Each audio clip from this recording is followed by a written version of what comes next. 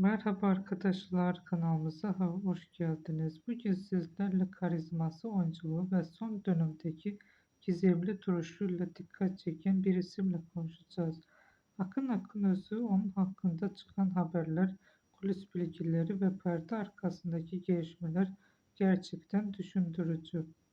Akın Akınözü son yıllarda Türk dizi dünyasında kendine çok sağlam bir yer edindi.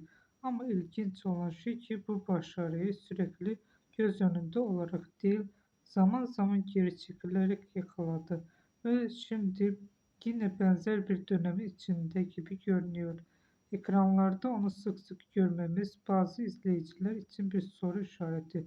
Neden yeni projelerde yok? Ama bu sorunun cevabı aslında oldukça stratejik olabilir.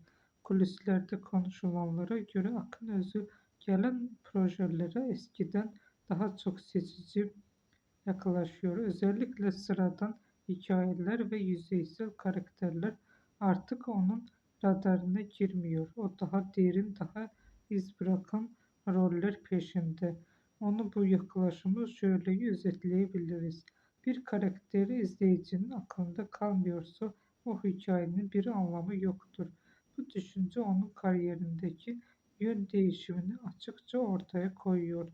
Son günlerde en çok konuşulan konulardan biri ise uluslararası projeler. Akın Akınöz'ün yurt dışı yapımlarla temas halinde olduğu ve kariyerini global ölçekte büyütmek istediği iddiaları oldukça güçlü.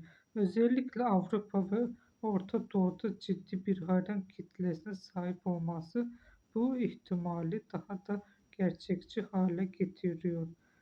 Ama işin ilginç tarafı şu, tüm bu gelişmeler konuşulurken Akınöz'ün cephesinden net bir açıklama gelmiyor. Bu da gizemi daha da artırıyor.